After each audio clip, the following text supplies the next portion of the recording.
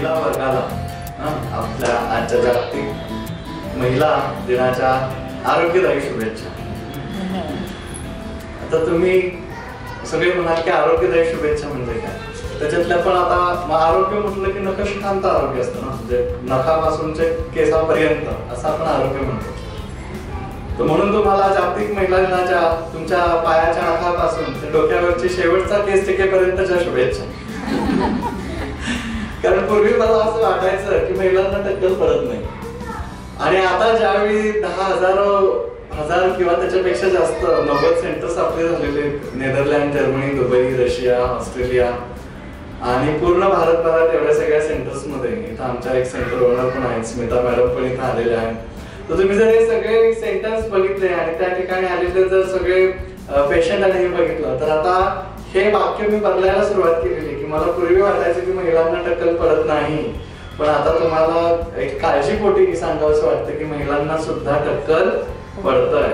आणि पूर्णपणे टक्कल पडलेले ज्यावेळी या महिला वर्गाला आम्ही बघतोय, अक्षरशः आम्हालाच ते कसं तरी वाटतंय, म्हणजे त्यांना तर कसं वाटत असेल ते, हो की नाही.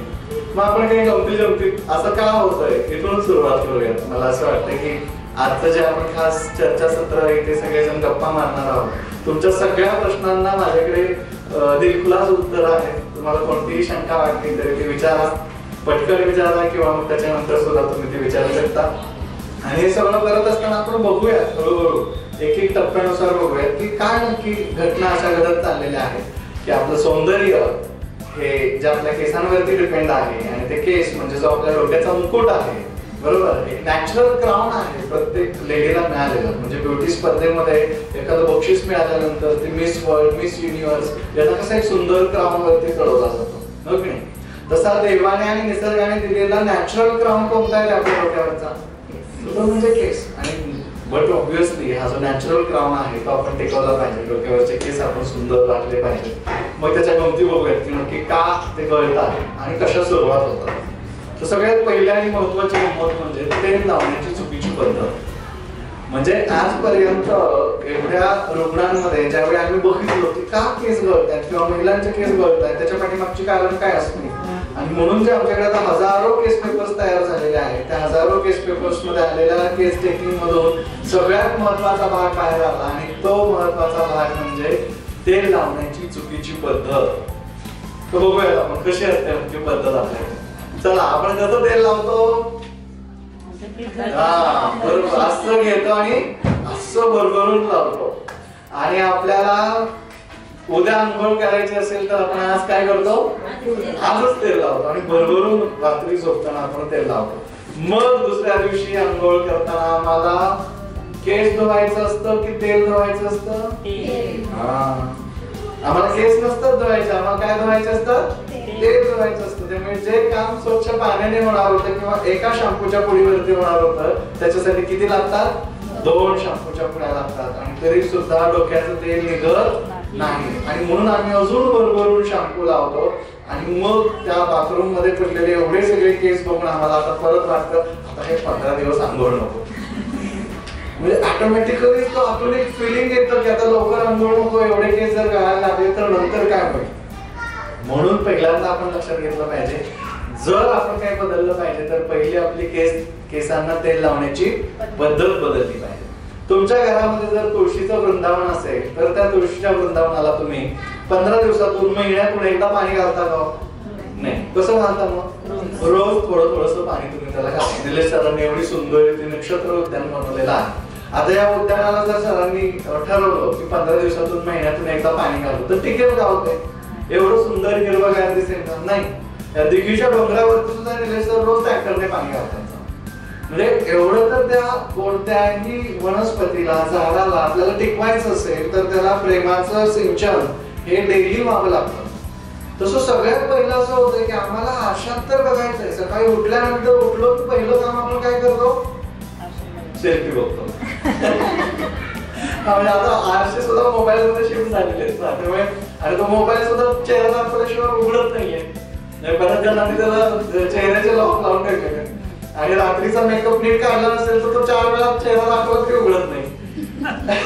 म्हणजे बऱ्याचदा असं होतं की तो ओळखत नाही आपली माहिती नक्की हीच आहे का. त्यामुळे फोटो त्या सेल्फीला देताना थोडस काय करा, ओरिजिनल फोटो द्या, म्हणजे केव्हाही तुम्हाला असं इमर्जन्सीच्या काळामध्ये सुद्धा तो उघडला जाईल. फार मेकअप करून, माझ्याकडे 2-3 महिला आहेत, एवढा मेकअप करून त्यांनी तो सेल्फीला फोटो लावला होता की त्यांना सकाळी तो त्यांचाच मोबाईल त्यांना ओळखायचा नाही की हा माझ्याच मालकीचा मोबाईल आहे का. ते एवढ्या गमती नव्हतं. म्हणून तुम्ही पहिल्यांदा एक काम करायचं, तिथे म्हणजे आपण कोणी दार जरी खटखटलं, आपण घरात बसलेलो असेल आणि दार उघडायची वेळ आली तरी सुद्धा काय होतं की आपण आरशामध्ये पहिल्यांदा बघतो, केस वगैरे व्यवस्थित आहेत का करतो, आणि नंतर ओढणी वगैरे घेतो आपण आणि दार उघडायला जातो.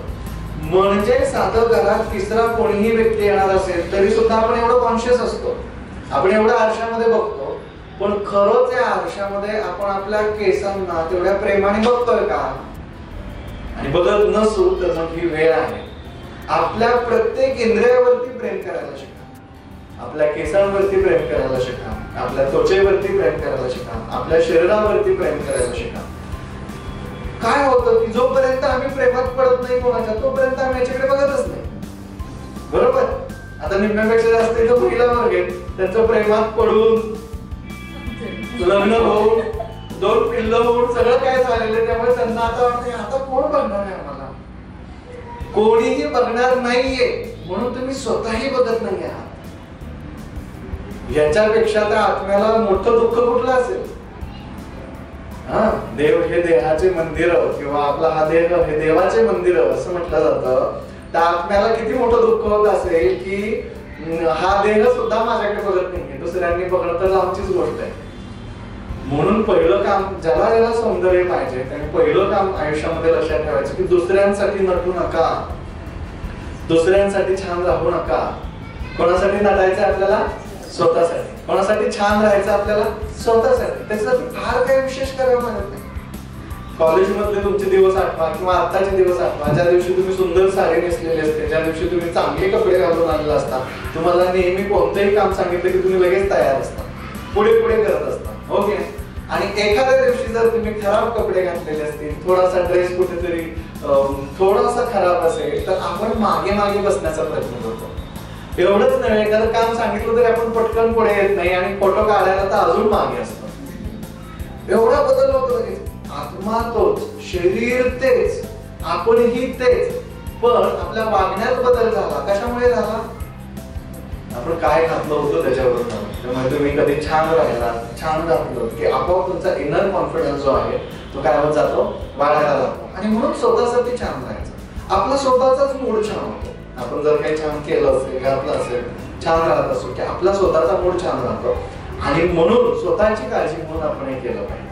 आणि मग हे करताना जर सुरुवात आरशापासून आणि आरशात पाहिलेलं आपल्या केसांपासून होत असेल तर पहिल्यांदा आपण आपल्या केसांना प्रेम करायला सुरुवात केली पाहिजे. आणि जर तुमचं खरंच प्रेम त्याच्यावरती असेल तर ग्रंथात सांगितल्या पद्धतीने शिरहा श्रवण पादेशुतम विशेषण शिजय, म्हणजे रोज तुम्ही तुमच्या डोक्याला, हातापायांच्या तळव्याला, कानाला थोडस तरी तेल लावणार आहात. आता तुम्ही म्हणाल असं कसं काय? हो, ग्रंथात सांगितलेलं आहे, रोज केलं पाहिजे. आता आपण बघितलं 15 दिवसानंतर, महिन्यानंतर करून उपयोग आहे का? काही उपयोग नाही. नंतर म्हणजे रोज त्याला जगवायला जशी सलाईन लागते आपल्याला छोटीशी, थोडीशी दिली तरी तो माणूस जगत असतो. त्याच पद्धतीने केसांना जर जगवायचं असेल तर रोज 4-4 थेंब द्या. आम्ही तर आमच्या सगळ्या पेशंटला सांगतो, 1 रुपयाचंही वेगळं औषध न देता फक्त तेल लावण्याच्या पद्धती बदलून लोकांचे केस गळणं थांबवलेलं आहे आपण. मग तुम्ही विचार करा, प्रत्येक वेळीच केस गळण्याच्या उपचारांसाठी पैसेच लागतात असं काही नाहीये, चुकीचं आहे. म्हणून तर लोक केशायुर्वेदला येतात ना. आज केशायुर्वेद एवढं मोठं होण्याचं आणि केशायुर्वेदच्या 90 शाखा होण्याचं हेच कारण आहे की लोकांना काही खर्चात न पाडता सुद्धा त्यांच्याच चुकीच्या पद्धती फक्त बदलून आपण त्यांच्या डोक्यांवरचे केस टिकवलेले आहेत, जगवलेले आहेत, वाढवलेले आहेत. आणि हे सहज शक्य आहे. म्हणून सगळ्यात पहिला बदल तुम्ही काय करायचा, तर रोज डोक्याला, केसांच्या मुळांची 4-4 थेंब तेल न चुकता हळूवार मसाज करून लावायचे. मग ते किती लावायचं, तो पूर्णपणे जिरेल एवढं लावायचं. म्हणजे 1 थेंब तेलातून घ्या, बोटावरती, हातावरती टाका आणि मसाज करा. एवढा वेळ मसाज करा की तो तेलाचा थेंब पूर्णपणे हातामध्ये जिरला पाहिजे. आणि जर हातामध्ये जिरायला त्याला 5 मिनिट लागत असतील तर असं समजा की तुमच्या स्किनचा ऍब्सॉर्प्शन टाइम 5 मिनिटाचा आहे. आणि मग साधारण असे 4 ते 8 थेंब आपल्याला पूर्ण डोक्याला जिरवायचे असतील तर साधारण 10 ते 15 मिनिट किंवा 20 मिनिट आपल्याला हलक्या हाताने मसाज करावा लागेल. नुसतं तेल घेतलंय असं असं असं असं असं असं 2 वेळा लावलंय आणि गेलंय असं करायचं नाही. असं केल्यानंतर काय होतं, डोकं अजून तेलकट होतं. तेलकट डोकं झालं की आपल्याला आधीच आता ते मोकळे सोडायचे असतात आणि मग मोकळे सोडून आपण जायला लागलो की जशी भूत अट्रॅक्ट होतात त्या पद्धतीने आजकाल काय होतं ना, मोकळ्या केसांचं आणि भूतांचं नातं हे तुम्हाला माझ्यापेक्षा चांगलं माहिती आहे की नाही. आणि जुनी गाणी तर त्याच्यावरती फारच भन्नाट आहे. त्यामुळे केस कसे सुंदर बांधून विंचरून व्यवस्थित ठेवलेले असतील तर ते जास्त वेळ टिकतात.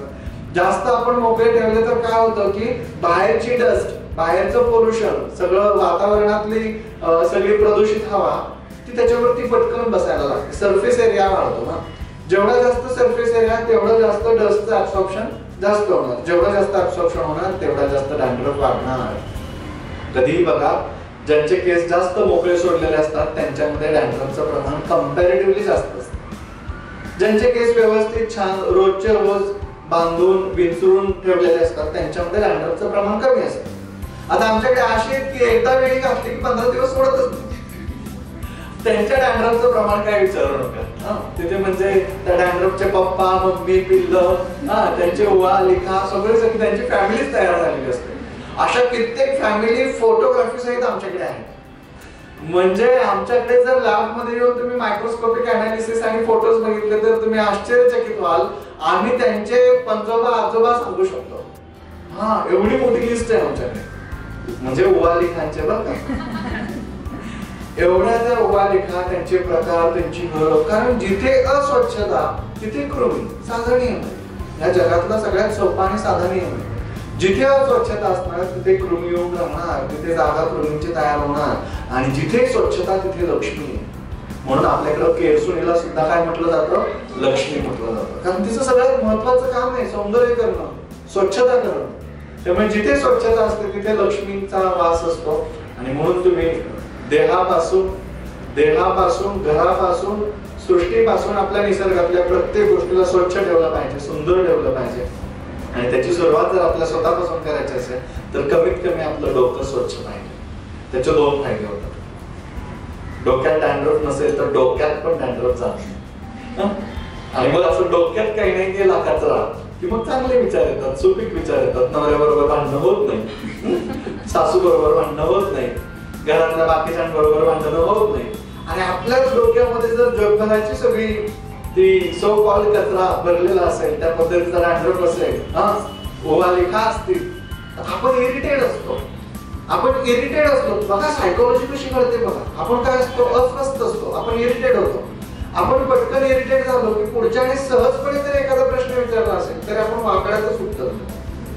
आणि मग वाकड्यात उत्तर दिलं की भांडणाला भांडण लागतं आणि भांडणं सुरू होतात.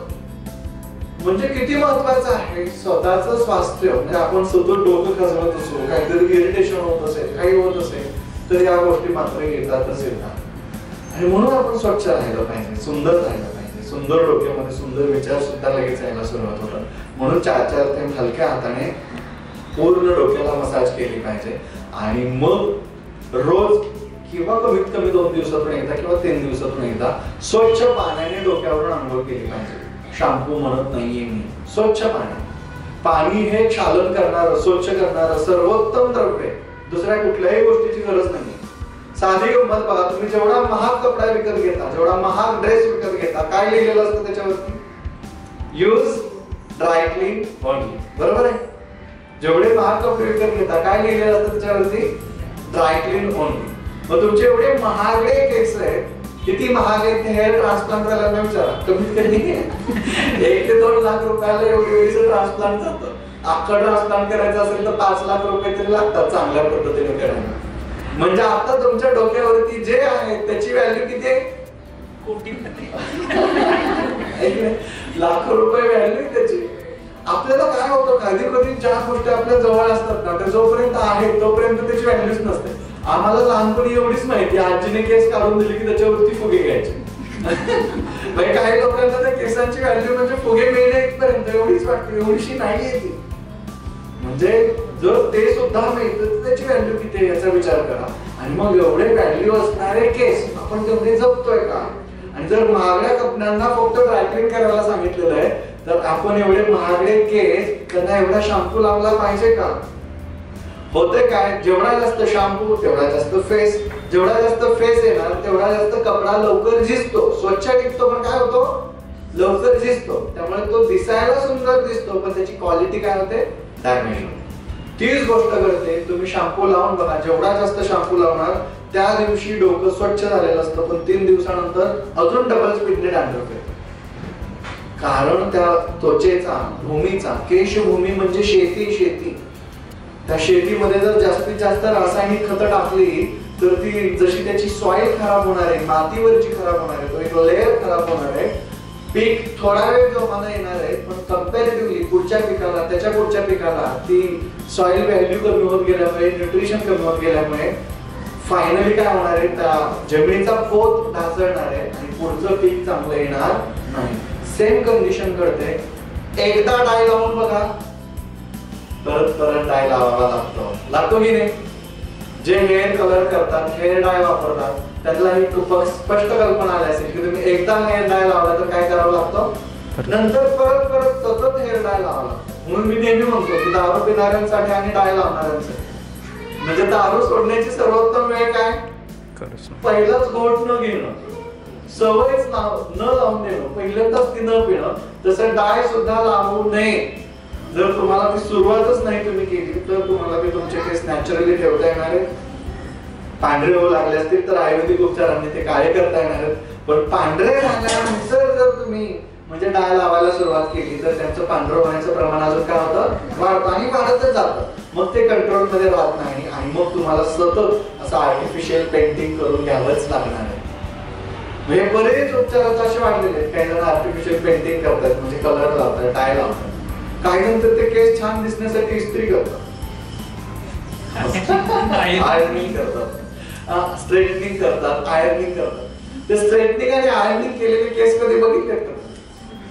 म्हणजे असे जे सुंदर केस असतात त्यांना असं जाळल्यानंतर असतो, म्हणजे एखादा केस मेल्यानंतर मृत काष्ठवत असं जे ग्रंथात सांगितलं की मेलेल्या लाकडाप्रमाणे सरळ असं म्हणतात आणि ते बनून जातात. नंतर त्याला वरून तुम्हाला प्रोटीनची ट्रीटमेंट द्यायला, म्हणजे एखादा बर्न झालेल्या पेशंटला कसं आम्ही भरभरून अल्ब्युमिन आणि प्रोटीन देतो आणि त्याला पुन्हा जिवंत करण्याचा प्रयत्न करतो, तसंच आहे. म्हणजे आधी त्याला जाळायचं, बर्न करायचं आणि नंतर भरभरून प्रोटीनची ट्रीटमेंट त्याच्यावरती करायची की आता आधीच मारलेले परत तो जागा लागणार. मग नंतर ते मधूनच केस तुटायला लागतात जर प्रोटीन ट्रीटमेंट व्यवस्थित नाही मिळाली तर ते खराब व्हायला लागतात. ते करूच नाही असं नाही, पण ते कफ प्रकृतीच्या व्यक्तींनी करावं. त्यांच्याकडे जरा स्निग्धपणा जास्त असतो, वाताच्या आणि पित्ताच्या प्रकृतींना ते करू नये कारण त्यांच्याकडे कम्पॅरेटिव्हली तो कमी असतो. पण आजकाल आम्ही आमची प्रकृती बघायलाच तयार नाही. आमच्या घरातले बाथरूम म्हणजे 10-15 कंपन्यांचे मिनी स्टोअर झालेले. एवढ्या कंपन्यांचे ऑइल, सोप, शॅम्पू आमच्याकडे काय आहेत, एक छोटासा पॅक तरी तिथे बघायला आम्ही ठेवलेलाच आहे. का? एकदा घ्यायचा, वापरायचा, सूट होत नाही म्हणून पुन्हा तिथेच ठेवून. किती दिवस आपण असंच करणार आहोत? छोट्या तपासण्या असतात. कोणत्याही जवळच्या वैद्याकडे जा, तुमची प्रकृती तपासा, तुमच्या प्रकृतीनुसार तुम्ही कोणतं तेल वापरलं पाहिजे हे बघून घ्या, नाहीतर हेअर टेस्टिंग करा, प्रोडक्ट टेस्टिंग करा. असं करून तुम्ही या गोष्टीला काय करू शकता, अजून सुंदर करू शकता, चांगलं करू शकता. पूर्वीच्या काळी आमच्याकडे कमीत कमी त्या स्त्रियांची कधी एकमेकींना भेटायला गेले, इकडे तिकडे गेले, हळदीचा कार्यक्रम असेल, कुंकवाचा कार्यक्रम असेल, संक्रांतीचा कार्यक्रम असेल तर भेटायला आल्यानंतर कमीत कमी खोबऱ्याचा तुकडा, तो खारकेचा तुकडा आणि गुळ हा ओटीमध्ये भरला तरी जायचा. कमीत कमी तेवढं तरी खारीक आणि गुळ तो खाण्यामध्ये यायचा. आजकाल ओटीत काय असतं, रिटर्न गिफ्ट मध्ये प्लास्टिकचा डब्बा नाहीतर वाटी, हो की नाही? आता त्या प्लास्टिकचा डब्बा आणि नाहीतर वाटी काय खायची कोणी नाही, दातांना आवड काय डब्बा दिलाय, किती मोठा डब्बा ना, त्यांच्या ओटीत जर कसला नाही तो डब्बा तरी सुद्धा ते दाताला काय करतात, असलाच दिलाय तसलाच दिलाय. आणि जे हक्काचं खोबरं खायला मिळत होतं, हक्काची खारीक खायला मिळत होती, हक्काचा गुळ खायला मिळत होता, तो सुद्धा बंद पडला आणि केस जास्त काढायला. 0 बजेट मध्ये जर तुम्हाला तुमचे केस टिकवायचे असतील तर जगातला सर्वोत्तम आहार सांगतोय आणि तो आहार आहे खोबऱ्याचा तुकडा, 1 खारीक, गुळ आणि 10 मनुके, बस एवढंच मिक्स करा, त्याचा एक लाडू बनवा आणि तो रोज खा. 2 महिन्यात तुमचे केस सुंदर, चमकदार, लांब, मोठे बनतायत की नाही बघा. कारण स्त्रियांना काय कमी पडतं नेमकं, स्त्रियांना हेच कमी पडतं. म्हणून तर स्त्रियांच्या ओटी भरण्याच्या कार्यक्रमामध्ये खाली खोबरं गुळाला तेवढं महत्व दिलेलं आहे. पण आम्हाला सगळी प्रत्येक जुनी गोष्ट म्हणजे खराबच असं आम्ही सगळं ठरवूनच घेतलेलं. आता आम्हाला साखर पाहिजे ती पण शुगर फ्री, आता आम्हाला तेल पाहिजे ते पण ऑइल फ्री, चिपचिपा राहील, हो की नाही. आता आम्हाला खजूर पाहिजे ती पण सीडलेस, आम्हाला द्राक्ष पाहिजे ती पण सीडलेस. त्यामुळे नवरा मिळतो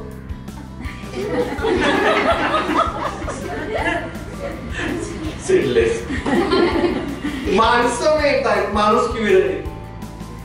माणसं पण कशी मिळत आहेत, माणूस की विरहित. आता आम्हाला माणूस सुद्धा माणूस की विरहित मिळायला लागलेला आहे. कारण का, आम्हाला ती गोष्ट तर पाहिजे पण ती नसली तर पाहिजे. म्हणजे आमच्या आता हार सुद्धा कशाचे असतात, प्लास्टिकचे मॅक्झिमम नाही, प्रत्येक ठिकाणी. म्हणजे तुम्ही ऑब्झर्वेशन हा माणसाला दिलेला सगळ्यात मोठा गुण आहे जो त्यांनी वापरला पाहिजे.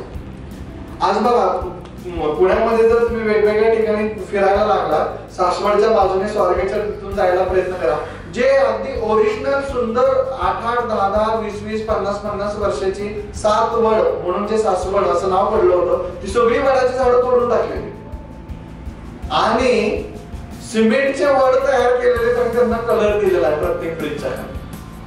खोटा वाटत असेल तर जाऊन बघा, फिरा, तुम्हाला सांगेन. खोट्या बेली, खोटी झाडं, सिमेंटची झाडं. एखाद्या बागेत बसायला गेला तरी लाकूडाचा ओंडका तोडल्यानंतर जसं तो सुंदर दिसेल तसं सिमेंटचे ओंडके तयार केलेले असतात, त्याला पेंट केलेलं असतं आणि बसवलेलं असतं. म्हणजे आम्हाला निसर्ग नकोच आहे, पण निसर्गासारखं डेकोरेशन तर मात्र पाहिजे.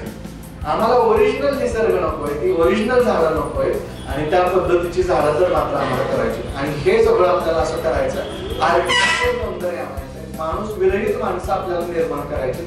आणि म्हणून आपली आरोग्य, मानसिकता सगळंच खालावत चाललेलं आहे. म्हणून विचार बदला, लोक बदलेल, डोकं बदलेल, नशीब बदलेल, बरंच काय काय बदलेल. पहिल्यांदा आपण आधी काय बदलायला सुरुवात केली पाहिजे, विचार बदलायला. मग तो कुठून सुरुवात करायची, तर स्वतःपासूनच करायची. मग स्वतः कमीत कमी खोबरं, खारीक, गूळ, मनुके याचा लाडू रोज खायला सुरुवात करायची. स्वतः कमीत कमी 4-4 थेंब डोक्याला स्वच्छ हलक्या हाताने मसाज करून रोज तेल लावायला सुरुवात करायची. कधी पायाच्या तळव्यांना तेल लावून बघा, रात्री झोपताना काय खुश होतील बिचारे पाय, किती. आणि दुसऱ्याने लावून दिला होता त्याच्या सारखा तर नवऱ्याने लावून दिला होता, अरे बापरे. याच्या त्याला आज जाऊन फक्त एवढंच, महिला दिनानिमित्त आमच्याकडे वैद्य आले, बाकी दिवसभर शुभेच्छा माहितीला तरी चालते, फक्त रात्री झोपताना एवढं वाटीभर तेल पायाला चोरून लावलं. आणि जमलं तर सरांकडून एक काशाची वाटी घेऊन जावं आणि त्याने चोरून लावून सांग. याच्यासारखं सुख तुम्हाला कुठलंही महिला दिनाचं दुसरं मिळणार नाही. म्हणून एवढं तरी काम आपण काय झालं पाहिजे, कमीत कमी केलं पाहिजे. नवऱ्याला सांगितलं पाहिजे की तुझं जर माझ्यावर खरंच प्रेम असेल तर माझ्यासाठी, माझ्या सौंदर्यासाठी, माझ्या केसांसाठी काहीतरी कर. अशीच एक महिला आमची तन तन तन तन तन तन नवऱ्याला करत आली. मग नवरा तिला घेऊन आला, मस्त फॉर्च्युनर मध्ये ते आमच्या क्लिनिकच्या समोर आली. फॉर्च्युनर मधून उतरले. नवरा म्हणजे अगदी आपलाच असा मोशी आणि लोगाव साईडचा होता, हातामध्ये एकदम गोल्ड, गळ्यामध्ये गोल्ड, एकदम गोल्ड मॅन, मस्त चकचकीत फॉर्च्युनर मधून उतरला. बायको पण अशी छान तुमच्यासारखी सुंदर, सोजवळ, अगदी व्यवस्थित होती. केस गळत होते म्हणून आले समोर बसले. आता एवढे VIP पेशंट म्हणून आपले 2 विचारायचे म्हणून मी शब्द विचारायला सुरुवात केली. काय त्रास होतोय, कोणासाठी आलेला.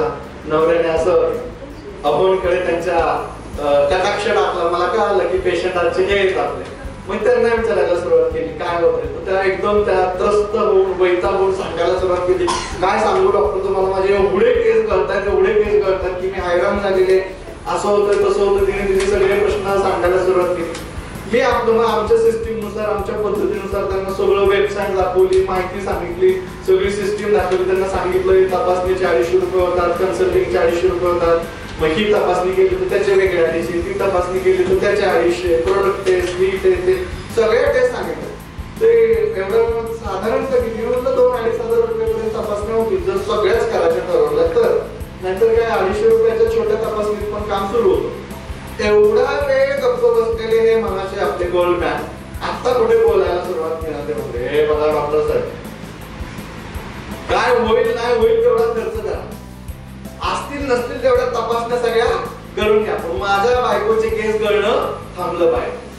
मला वाटलं काय प्रेम आहे बायकोवर, एवढं जागतिक महिला दिनाचं असं प्रेम असेल ते कदाचित एका दिवसाचं वगैरे, पण तरी काही मनामध्ये दुसरा विचार न करता छान वाटलं मला, म्हणून मी त्यांचं कौतुक केलं.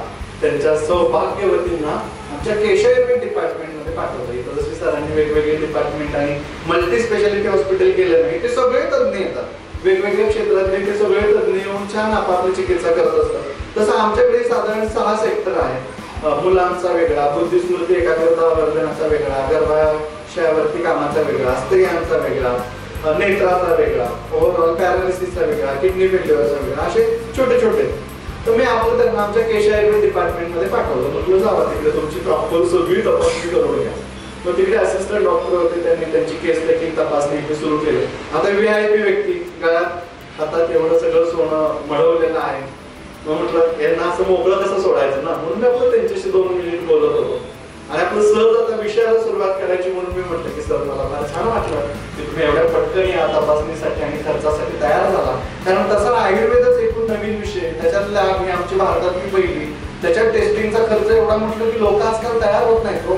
पण तुम्ही एवढ्या पटकन तयार झाला, तुमचं म्हणजे तुमच्या मिसेसवरचं प्रेम बघून मला खरंच कौतुक वाटलं आणि थँक्यू व्हेरी मच, धन्यवाद. असं मी म्हणतोय माझं वाक्य पूर्ण होतंय तोपर्यंतच हे कोणा म्हटलं हो बास करा तुमचं, म्हणजे नाही बास करा तुमचं ते, मला फक्त एक सांगा की केस गळणं थांबेल ना एवढं सगळं करून, अजून खर्च करायला तयार. म्हटलं मग थांबेल ना, टेस्टिंग मध्ये कारण येईलच ना. मग म्हटलं मग काही काळजी करू नका, काय लागेल तो खर्च करा, वाटेल तेवढ्या तपासण्या करा, पण केस गळणं थांबलंच पाहिजे.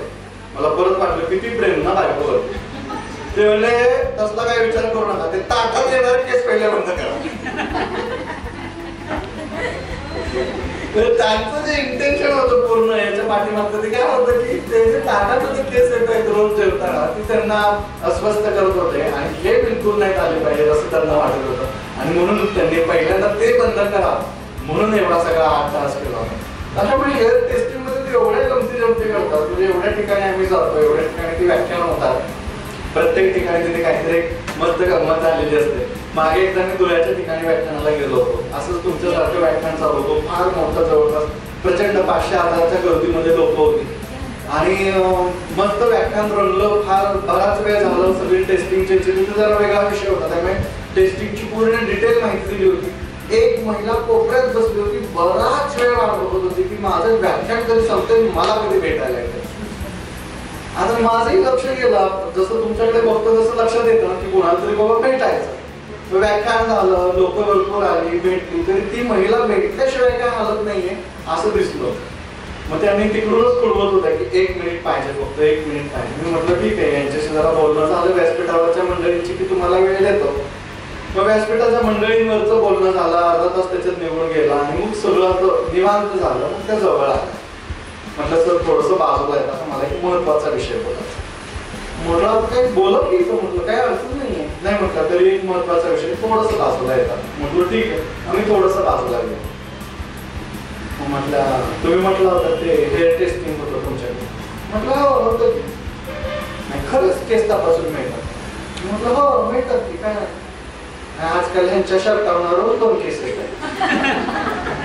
जर तपासून करून देता का ते कोणाचे?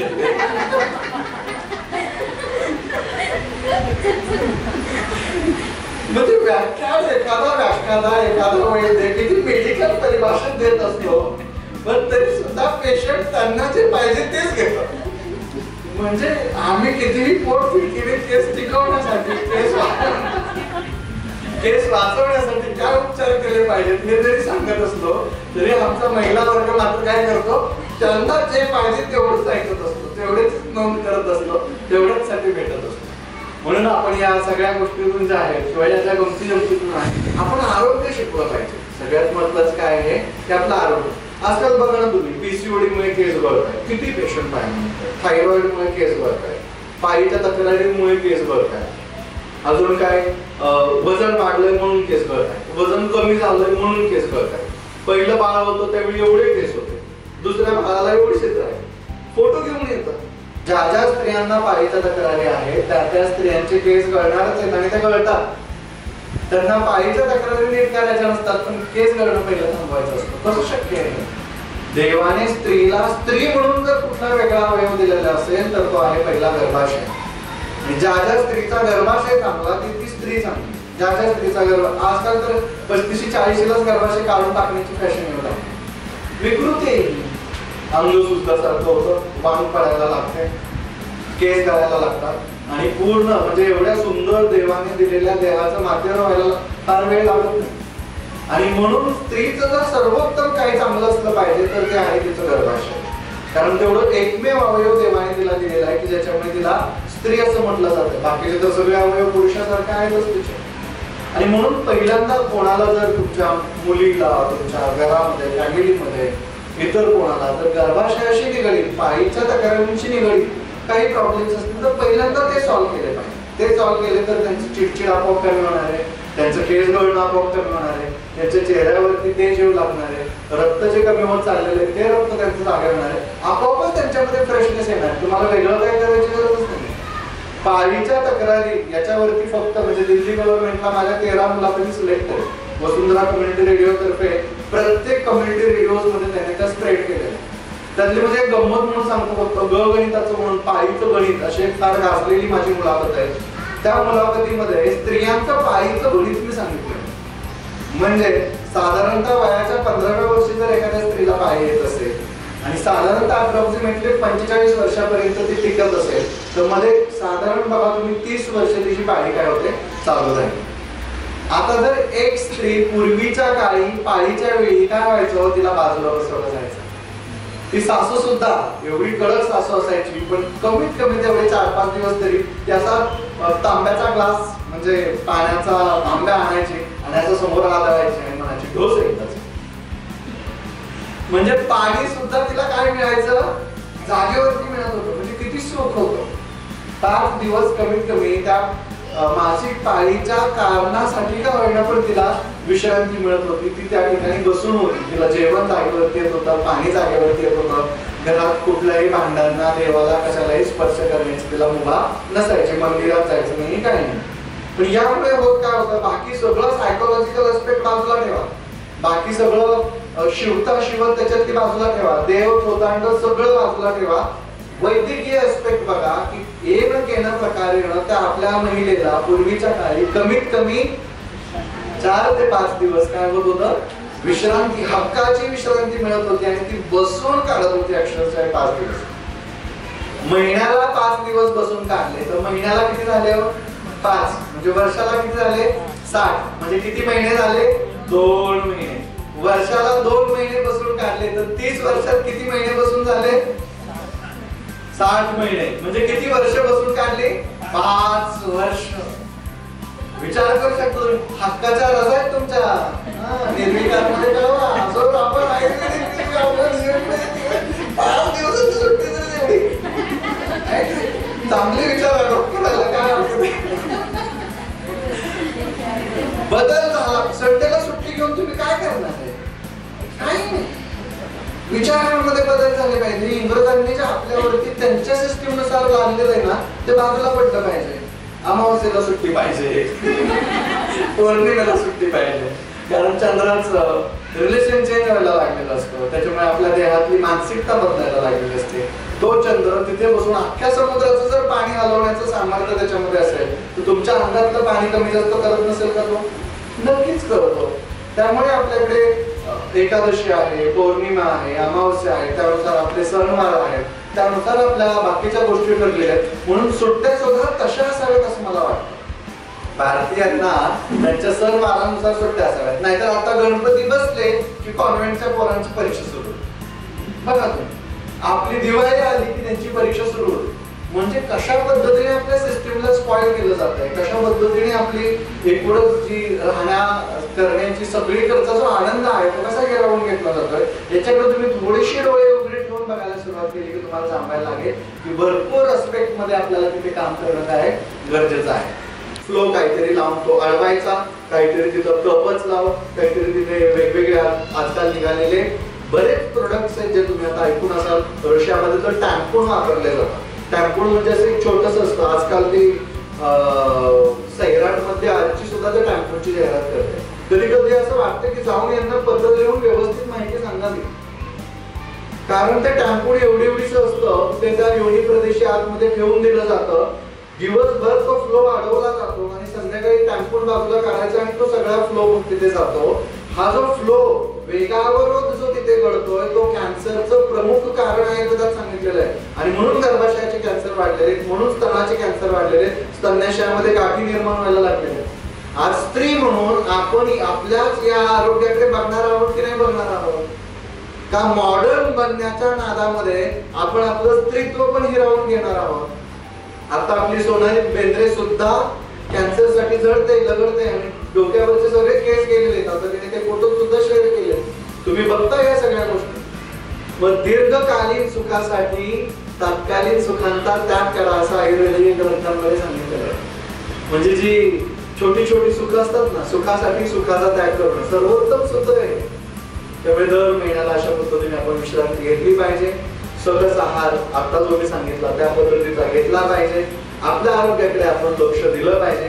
गर्भाशयाला सगळ्यात जास्त महत्व कोणत्याही स्त्रीने दिलं पाहिजे. तिने तिचा गर्भाशय नीट ठेवला तर स्तन्याशय नीट राहणार आहे, आणि स्तन्याशय आणि गर्भाशय नीट राहिला तर ब्रेस्ट कॅन्सर आणि युटेराईन कॅन्सर होणार नाहीये. नुसतं मॅमोग्राफी करून, नुसत्या चेकिंग करून, नुसत्या रक्ताच्या तपासण्या करून काहीही होणार नाहीये. त्याने फक्त तुमच्या मनाला समाधान मिळणार आहे की या वर्षी नाहीये, पुढच्या वर्षी असेल. आजचं मरण फक्त उद्यावरती ढकलताय तुम्ही, त्याच्यापेक्षा दुसरं काहीही करत नाही आहात. म्हणून ते येऊच नाही, त्या पद्धतीच्या गोष्टी आपल्यामध्ये शिरकावच होऊ नये म्हणून ज्या गोष्टी केल्या पाहिजेत आरोग्याच्या दृष्टीने त्या गोष्टींकडे आजपासून लक्ष घालायला सुरुवात करा. आपण पाळीचं गणित बघितलं. तुम्ही स्कूटी वापरताय, तुम्ही तुमच्याकडे एखादी टू व्हीलर वापरताय, 1000 किलोमीटर झालं की सर्व्हिसिंग करताय की नाही? त्याचं तेल पाणी न चुकता न विसरता बदलताय की नाही? तुम्हाला तेल पाणी कधी केलेलं आहे? पंचकर्म वेळेत केली पाहिजे. अंगाला स्नेहस्वेदन झालं पाहिजे, बस्ती झालं पाहिजे, वमन विरेचन झालं पाहिजे. अशा निर्विकार सारख्या आयुर्वेद हॉस्पिटल्स मध्ये येऊन भरती झालं पाहिजे. महिन्यातून 4 दिवस 5 दिवस जसे पाळीचे दिवस असतात तसं वर्षातून कमीत कमी 7 दिवस काढून शरीर शुद्धी करून घेतली पाहिजे. अंगाला तेल लावलं पाहिजे. आता दिवाळीतलं पण तेल एवढी झालं. पूर्वीच्या काळी 5-6 दिवस दिवाळी मस्त चालायची. आता दिवाळी सुद्धा आंघोळ किती दिवसांवरती आली? एकच. पहिले आंघोळ केली की संपलं, वर्षभरात परत आंघोळच करायची तेल आणि वगैरे. कशासाठी होते ते दिवस? आता आम्हाला दूध नकोय आंघोळीला, पण दुधात बनवलेला डव साबण पाहिजे. काय विरोधाभास आहे बघा. आम्हाला चंदन नकोय आंघोळीला, आम्हाला हळद नको आंघोळीला, पण हल्दी और चंदन से बना संतूर शौच चाहिए. कारण ती मम्मी करते ते ना लगेच. आम्ही पण लगेच ते आपलं वेड्यासारखं लगेच मम्मी. माहिती टूथपेस्ट मध्ये तर आता बिर्याणी भात पडेल, एवढी लवंग दालचिनी वेलची सगळं काय आलेलं आहे. जिथं ज्याची गरज आहे तिथं तेच टाकलं पाहिजे ना. का उगीच काहीतरी आयुर्वेदाचं नाव आलं की फेअर लवली पण आयुर्वेदिक, क्लिनिक प्लस पण आयुर्वेदिक. आता तर एसी पण आयुर्वेदिक आले आणि एखाद्या मोठ्या व्यक्तीने तर जिम पॅन्ट पण आयुर्वेदिक काढले. म्हणजे लोक काय आयुर्वेदिक काढतील हे तुम्ही ठरवू शकत नाही. ते त्यांचा व्यवसाय करणार आहे. तुम्हाला योग्य वैद्याकडे जावं लागणार, तुम्हाला आयुर्वेद शास्त्र शिकून घ्यावं लागणार. आयुर्वेद म्हणजे नक्की काय आणि आयुर्वेदातला व्यवसाय म्हणजे काय, या दोन गोष्टी वेगवेगळ्या एकट्या बघाव्या लागणार. वैद्य पाटणकर हरीश नाव आहे. आम्ही विश्वास, परंपरा आणि शास्त्रशुद्धता हेच जपतो. आलेल्या रुग्णाला पहिल्यांदा त्याचं आरोग्य सुंदर कसं लाभेल हे पहिलं बघितलं जातं. पिढ्यानपिढ्या मिळालेलं नाव, परंपरेनुसार आलेलं शास्त्र हे टिकलं पाहिजे. आज 12वी पर्यंत आपण शिकलो तरी कुठेही आपल्याला साधं विटॅमिन, प्रोटीन, कार्बोहायड्रेट हे सगळं शिकवलं जातं. इयत्ता 4थी मध्येच आमच्या मुलाला एमसीक्यू असतो की विटॅमिन ए च्या डिफिशियन्सीमुळे रातंदारीपणा होतो, पण आमच्या पोराला गाजर खायला कधी शिकवलं जात नाही. किंवा केळामुळे कफ वाढतो, पाणीपुरी खाल्ल्यानंतर पित्त वाढतं, किंवा भेळ खाल्ल्यानंतर वात वाढतो, हे शिकवलंच जात नाही. आणि हे शिकवलं जात नाही. त्यामुळे मुलांमध्ये येत नाही, मुलांमध्ये येत नाही, म्हणजे मातांमध्ये येत नाही. कमीत कमी आधीच्या आजी अशिक्षित होत्या पण हुशार होत्या. त्यामुळे त्या पहाटे 4:30-5 ला उठतायत ब्रह्ममुहूर्तावरती, चूल पेटवतायत, सगळी कामं जुनी चांगली करतायत. आज आजी सुद्धा ताट मानेनं पाठीचा काढा चांगला ठेवून वागते, फिरते, सगळीकडे जाते. आणि आता नवीन घरात आलेली सुनबाई पाळीच्या 4 दिवसात फ्लॅट असते. नाहीतर कमीत कमी त्याच्या पर्समध्ये मेटल्स 5 तरी. एक गोळी ठरलेलीच. कुठे चाललोय आपण, कोणत्या दिशेने चाललोय आपण, या गोष्टींचा आपण विचार करणार आहोत की नाही करणार आहोत. आणि नसेल तर तो आपल्यालाच भोगायचा आहे. ज्या जॉब साठी मरमर तुम्ही मरताय, त्याच्यातून जे काय तुम्ही तुटपुंजे 4-5 रुपये वापरताय, वाचवताय, बँकेत ठेवताय, एवढा सगळा मोठाचा मोठा पैशांचा पाऊस टोल नाका म्हणून देवाच्या वाटेवरती जाताना भरून जायचा तुम्हाला. असे मोठमोठे हॉस्पिटल्स आता तयार झालेले आहेत. ओके, मग तुम्हाला आता ब्रेस्ट कॅन्सरचा टोल नाका लागतो, युटेराईन कॅन्सरचा टोल नाका लागतो, बाकीच्या मणक्यांमध्ये काहीतरी बिघाड झालेला आहे त्याचाही टोल नाका लागतो. आणि आयुष्यभर तुम्ही जेवढे पैसे वाचवलेले आहेत, कुठल्या ना कुठल्या टोल नाक्यावरती भरून पुढे गेल्याशिवाय एंट्री मिळत नाही. हे टोल नाकेच आमच्या वाटेवरती येऊ नये असं जर वाटत असेल तर पैसे वाचवण्यापेक्षा स्वतःवरती खर्च करायला सुरुवात करा. 8-10, 20 हजारचे मेडिक्लेम काढलेले असतात, पण कधीही 150 रुपयाचं तिळतेल 1 किलो आणून अंगाला चोळून लावलेलं नसतं. 3-3 हजार रुपयाचे महिन्याचे मेडिक्लेम असतात, पण कधीही 500 रुपये किलोचं गाईचं साजूक तूप आणलंय आणि महिनाभर खाल्लंय असं होत नाही. तूप खाल्ल्याशिवाय रूप येत नाही ही पारंपरिक लहानपणीची म्हण आम्ही विसरून गेलेलो आहे. आणि तूप खाल्लं की माझं सगळं फॅट कंटेंट बिघडेल की काय, असे चेहऱ्यावरती आविर्भाव असतात आणि माझं वजन वाढेल या भीतीपोटी आपल्या आहारातलं तूप सुद्धा इंग्रजांनी काय केलेलं आहे, बंद केलेलं आहे. तूप सुद्धा मिळत नाही हो. त्यामुळे जुनी लोक बघा, तुपाचं शरीर ज्यांचं आहे चेहऱ्यावरती एक नॅचरल चमक आहे. आता आमच्या चेहऱ्यावरती वडापावची चमक असते. वडापाव खाल्ल्यावर वडापावची चमक येणार, तूप खाल्ल्यानंतर तुपासारखं स्वरूप येणार. पण जे खातोय तेच रिफ्लेक्ट होणार ना. दुसरी गोष्ट कशी रिफ्लेक्ट होईल, आपल्या शरीरामध्ये आपण जन्माला आलो त्यावेळी आपण एवढी होतो आणि आपण मरतो त्यावेळी आपण काय 70-80-90 किलोचा देह ज्याचा असेल तो देह जातो. ह्या मधल्यामध्ये काय सोबत जे काय तुम्ही खाल्लंय आणि बाहेर गेलं नाही तेच आहे ना सगळं. तुमचं वजन म्हणजे दुसरं काय की जे तुम्ही खाल्लेलं तर आहे पण बाहेर तर गेलेलं नाही. असं जे काही शिल्लक राहिलंय ते हाडा मांसाचं शरीर म्हणजे तुमचं शरीर. म्हणजे शेवटी ते कशाने बनलेलं आहे, जे तुम्ही खाल्लेलं आहे त्यानेच बनलेलं आहे. म्हणून आजपासून कटाक्षाने बघायला सुरुवात करा की तुम्ही नक्की काय खाता. पूर्वीच्या काळी दूध घेतलं जायचं, आता दूध बंद झालं. आता काय पाहिजे, मिल्कशेक. आता मिल्कशेक बनवायचं म्हटलं तर काय, मग मिक्सर आला, फळं आली, दूध आलं, त्याला गरम करणं आलं, साखर आली. खर्च वाढला की कमी झाला, वाढलं. आरोग्य वाढलं की कमी झालं, कमी झालं. कारण दूध आणि फळं एकत्र खाऊ नये तसं आयुर्वेद सांगतो. मिल्कशेक आयुर्वेदाला वर्ज्य आहे.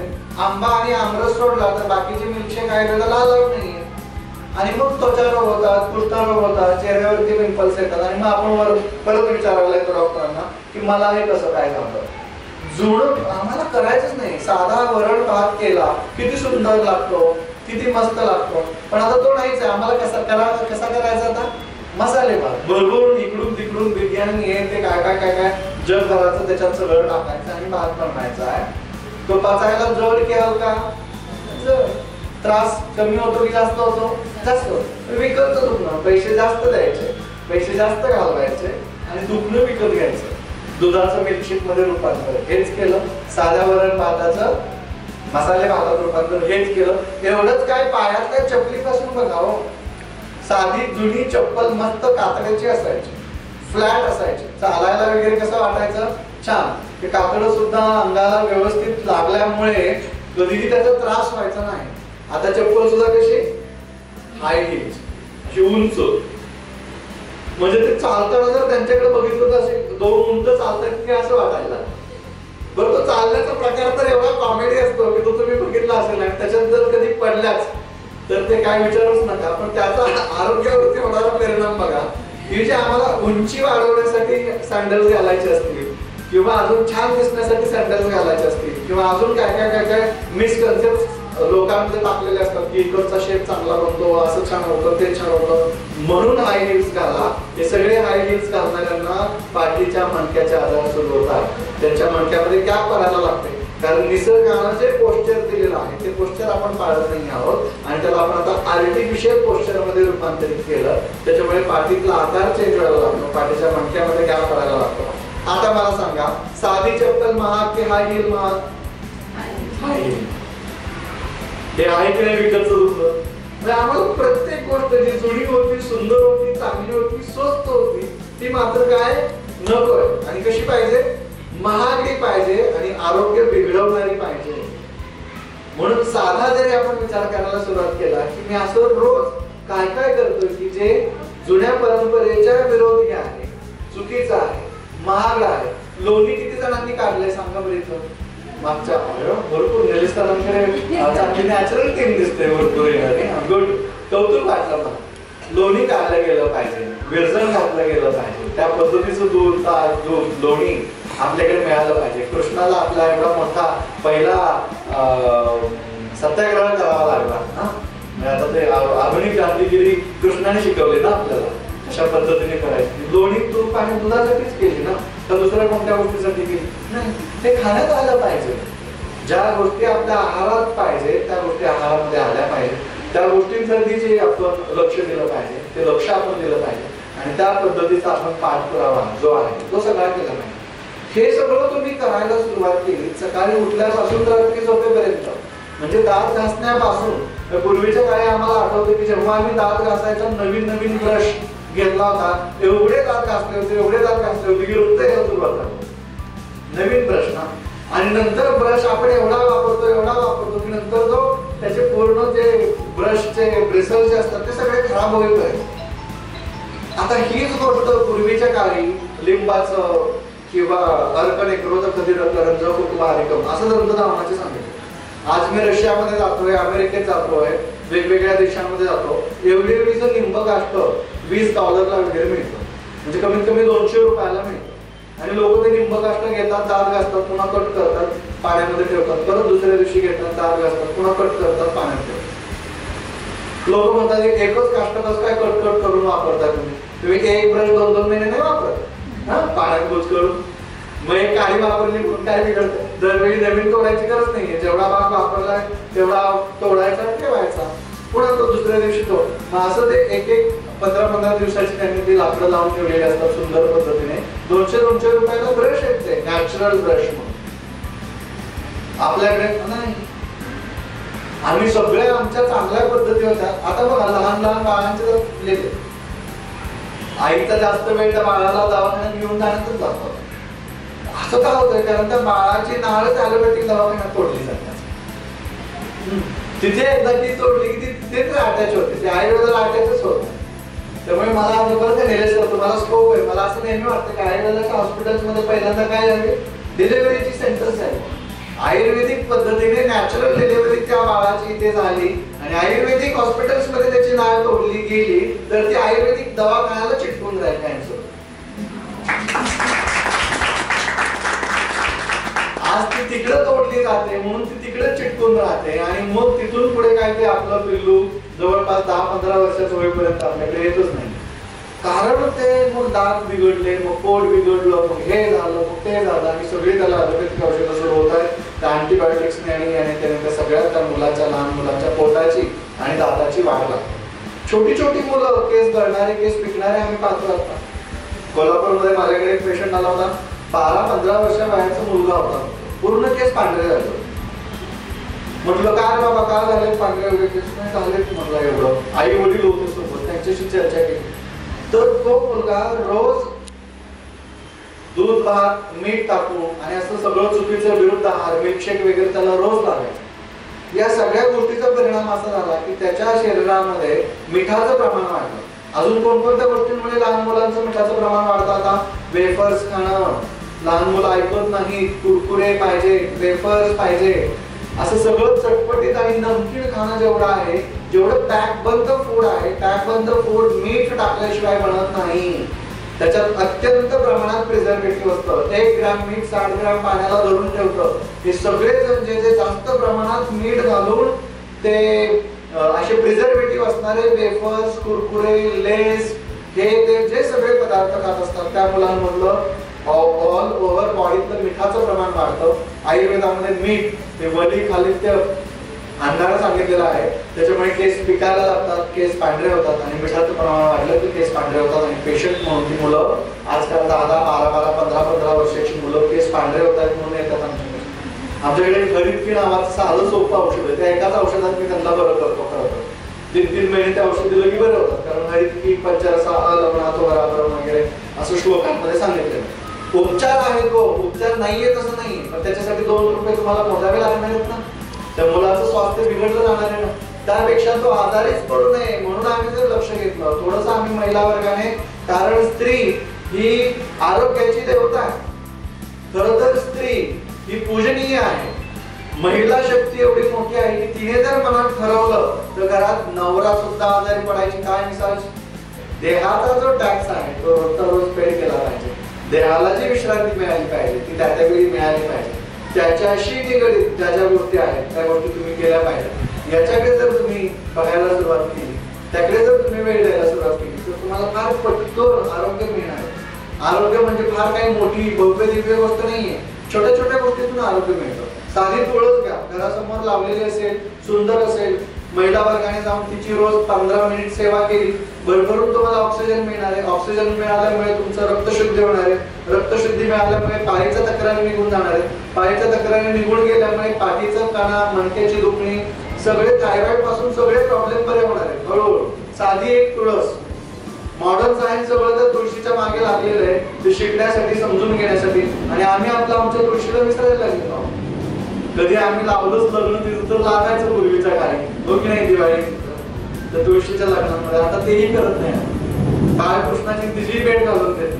मै तुळशी तेरे अंगण की असं म्हटलं जायचं, हो की नाही. तुळशीची जागा खरी तर कुठे आहे, अंगणामध्ये. आता आपण कुठे आणून ठेवलेली, घरात.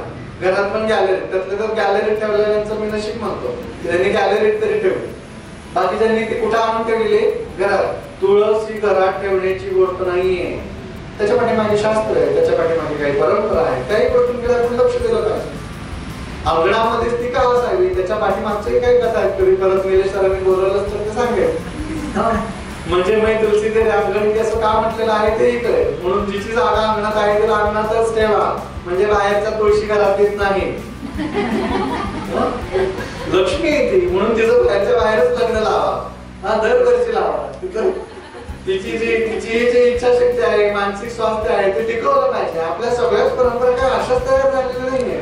त्या प्रत्येक परंपरेच्या मागे काहीतरी सुंदर विचार आहे, त्याच्या पाठीमागे एक फार मोठं गोष्ट आहे. त्या सगळ्या गोष्टींकडे तुम्ही पाहिलं पाहिजे. म्हणून आपण पहिल्यांदा आधी स्वतःपासून एक प्रण घेऊया या जागतिक महिला दिनानिमित्त, की मी स्वतः माझं आरोग्य सुंदर करेल, मी स्वतः सुंदर राहण्याचा प्रयत्न करेल. मी सुंदर असेल तर आपोआपच नवऱ्याने दार उघडल्यानंतर त्याला छान वाटणार. कारण का, तुम्ही सुंदर राहिलेला आहात, सुंदर दिसतात. कोणत्या पुरुषाला आपली बायको नटून थटून सुंदर आपल्या समोर आलेली आवडत नाही, सांगा बरं मला. पूर्वीच्या काळी पुरुष वर्ग तमाशगृहाकडे का जास्त जायचा, कारण ती महिला अत्यंत नटून थटून जड जवाईरे सगळं काही घालून, त्यामुळे ती रेग्युलर महिलेपेक्षा वेगळी दिसायची ना. रस्त्यामध्ये सुद्धा तुम्ही आता एवढे जणी इथे आहात, तुम्ही नवऱ्याबरोबर कधी शॉपिंगला जावा, तुम्ही काहीच चांगले कपडे घातलेले नसतील आणि तिथे शॉपिंगला दुसऱ्या चांगल्या महिला चांगले कपडे घालून आलेले असतील, तर तुमच्या पुरुषाची कळत न कळत नजर कोणाकडे जाते, हे सांगावं लागत नाही. त्याच्याकडे तुमच्याकडे एकच पर्याय आहे, तो म्हणजे आपण स्वतः सुंदर, आपणच एवढं सुंदर राहणं, आपणच एवढं छान राहणं की त्याला दुसऱ्याकडे बघू वाटलं नाही पाहिजे. म्हणून महिला वर्गाने प्रथमतः स्वतःच्या सौंदर्याची काळजी घेतली पाहिजे. स्वतः सुंदर राहायला पाहिजे. तुम्हाला छान वाटणार आहे, मग आपोआपच नवरा दुखून बागून घरी आला, तुम्हाला सुंदर बघितलं, त्याचा मूड चेंज होणार आहे, त्यालाही छान वाटणार आहे. तो छान वाटला की 2 प्रेमाचे शब्द बोलणार आहे. 2 प्रेमाचे शब्द बोलला की ऑटोमॅटिकली चांगले हार्मोन्स बॉडीमध्ये सिक्रेट होणार आहेत. आजकाल हॅपी हॉर्मोनच सिक्रेट होत आहेत आमच्याकडे. प्रॉब्लेमच आहे की सगळे चिडचिडच हॉर्मोन सिक्रेट होतात आणि त्याच्यामुळे सगळे डिसीज होतात. सजीवानां दहती चिंता, निर्जीवानां दहती चिंता असं सांगितलं. चिंता ही सगळ्या सजीव प्राण्यांना खाते. आज आम्हाला चिंताच आहे. त्याच्या डब्याची चिंता, मुलाच्या शाळेची चिंता, वेळेत ऑफिसला पोहोचायची चिंता, अकाउंट मध्ये पैसे आहेत की नाही चिंता, महिन्याला ते भाडं जाईल की नाही याची चिंता, प्रत्येक गोष्टीची चिंता. आणि या प्रत्येक गोष्टीच्या चिंतेमुळे केस जास्त गळायला लागलेला आहे. केस गळू नयेत असं जर तुम्हाला वाटत असेल तर जगातलं सगळ्यात सोपं आणि दुसरं घरगुती औषध म्हणजे हॅपी राहणं, सुंदर राहणं, हसत राहणं, कोणतीही चिंता न घेणं. ताण तणाव घेतले की केस गळायला लागतात, स्ट्रेस घेतलं की थायरॉइडच्या व्हॅल्यूज बदलायला लागतात, स्ट्रेस घेतलं की पाळीची गणितं चुकायला लागतात. बघा पूर्वीच्या काळी सुद्धा स्ट्रेस घेणाऱ्यांमध्ये किती प्रमाण होतं. त्यामुळे तर म्हणजे काही महिला ज्या आमच्याकडे प्रेग्नन्सीसाठी येतात, म्हणजे अपत्यच होत नाही, मुलंच होत नाही, 1-1 वर्ष 2-2 वर्ष झालं तरी मुलं होत नाही, त्यांना ज्यावेळी आम्ही हिस्ट्री घ्यायला लागतो त्या सांगतात सर तुम्हाला काय सांगू, पाळीची तारीख जवळ आली की असं धगधग होतं, एवढं प्रेशर येतं की सासू विचारणारच असते की पाळी चुकली की नाही. आणि त्या प्रेशर पोटी पिरियड्स येतात आणि म्हणून त्यांना प्रेग्नन्सी राहत नाही. म्हणजे किती छोटस कारण असेल, नुसते प्रेशर्स रिलीज करून सुद्धा आपण लोकांना रिझल्ट दिलेले आहेत. म्हणजे तुम्ही विचार करा की ताण चिंता किती मोठा भाग असू शकतो. तो चिंता घालून सुद्धा आपण चांगल्या पद्धतीचं आरोग्य निर्माण करू शकतो, निर्माण करून देऊ शकतो. म्हणून तुम्ही आजपासून काही छोट्या छोट्या गोष्टी ठरवायच्या. सकाळी उठल्यापासून, सकाळी उठल्यानंतर लवकर उठायचंय. जो लवकर झोपेल लवकर उठेल त्याला आरोग्य धन संपदा मिळणारच आहे. म्हणून सुरुवात स्वतःपासून करा. स्वतः लवकर मोबाईल बंद केला, स्वतः लवकर व्हॉट्सअप बंद केला तर लवकर झोप लागणार, लवकर झोप लागली तर लवकर उठणार आहात, लवकर उठला तर मुलांनाही लवकर उठण्याच्या सवयी लागणार आहे. तुम्हीच स्वतः लवकर झोपला नाही तर मुलं व्हॉट्सअप बंद करत नाही. अर्थात मुलांनी नवीन शक्कल काढलेली असते. काही तू म्हटली होती ना एक गोष्ट बघून तरी झोपायचं ना, मग ते गोष्टीवरून तरी कमीत कमी तो फोन काय होतो सुरू होतो. म्हणून 9 वाजले की फोन बंद पाहिजे, बंदच करून टाकायचे. त्यातल्या 10 पर्यंत झोपायला गेला पाहिजे. सकाळी कमीत कमी 5 जास्तीत जास्त 6 पर्यंत तुम्ही उठलं पाहिजे. सूर्य उठल्यानंतर उठू नका, नाहीतर तुम्हाला ते आरोग्य सुंदर मिळणार नाही. उठल्यानंतर आयुर्वेदीय पद्धतीने दंत धावन दंत काष्ट वगैरे करायला सुरुवात करा. म्हणजे आपोआप तुमच्या दातांचं आरोग्य चांगलं राहील. तुम्हाला बघून मुलं पण त्याच पद्धतीने दात घासणार आहेत, त्यांचं आरोग्य चांगलं राहील. आज घरामध्ये आजी आजोबाचे दात चांगले, एकदा पण त्यांचं रूट कॅनल करावं लागलेलं नाहीये. ते अक्रोड बदाम फोडत बसलेले आणि लहान बाळाचं रूट कॅनल करावं लागलेले, त्याला 4 वेळा डेंटिस्ट कडे घेऊन जावं लागलेलं. अशी परिस्थिती निर्माण झाली. ही परिस्थिती ओढवली कोणी? आपणच. मुलांना कळकळून चोळा भरायची सवय लावा. तसा आवाज यायचा लहानपणीत घ्या, तसे आवाजच आता बंद झालेले. सकाळी उठल्यानंतर ते चूळ भरण्याचे आवाज घराघरात निघाले पाहिजेत, ते आवाज आले पाहिजे. त्या पद्धतीने आंघोळ चांगली उठण्याने करायला सुरुवात करा. घरामध्ये आंघोळीला एक छोटासा तरी दगड ठेवायला सुरुवात करा. तो दगड जर स्त्रियांनी आंघोळीमध्ये ठेवला तर अनावश्यक लव शरीरावरची वाढत नाही. आजकाल सगळ्यात जास्त केस गळणारे पेशंट कमी होतीलच, कदाचित वाढतील भविष्यात, पण आता अनावश्यक केस आलेले पेशंट आमच्याकडे भरपूर येतात. हातावरचे केस घालवा, पायावरचे केस घालवा, ओठांवरचे केस घालवा, अप्पर लिपचे वगैरे केस घालवा. याच्यासाठी किती पेशंट पाडायला लागलेले का? कारण आम्हाला उठल्यापासून सगळं सॉफ्ट सॉफ्ट सॉफ्ट पाहिजे, मुलायम. झोपायची गादी मुलायम, आंघोळीचा डव साबण मुलायम, अंग पुसायला सुद्धा सगळं मुलायम. घर्षणच होत नाही. घर्षण होत नाही म्हणून एक केस अंगावरचा गळत नाही. पूर्वीच्या काळी आजी याची रगडून आंघोळ घालायची, चोळून मोळून, नाही तर तो दगडाने तोडून आंघोळ घालायची. त्यामुळे अनावश्यक लव देहावरची पडून जायची. आजीने कधीही ब्युटी पार्लर बघितलं नाहीये तर तिचे पाय आपल्यापेक्षा, आपल्या घरातल्या नवीन मुलींपेक्षा किती चकचकीत आणि गुळगुळीत सुंदर असतात बघा. आणि आम्ही एवढ्या वेळा वॅक्स करतो तरी 8 दिवसांनी ते डोकं बाहेर काढतेच. इथपर्यंत सौंदर्य म्हणजे काय नक्की हे आम्ही कधी समजून घेणार. आपलं घर सुंदर पाहिजे, आपलं मन सुंदर पाहिजे. आपण ज्या ज्या गोष्टी वापरतोय त्या नॅचरल असल्या पाहिजेत, नैसर्गिक असल्या पाहिजेत. एक शॅम्पू एका घरात एका व्यक्तीने वापरला तर तो 5 ml चा शॅम्पू असतो. घरात 5 लोकांनी अंघोळ केली तर 25 ml शॅम्पू.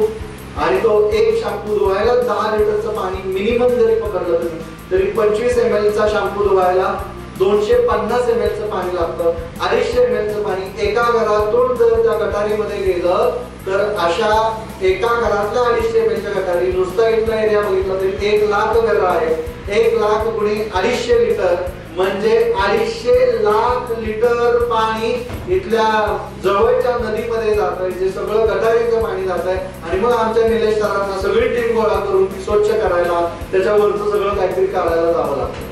का असं?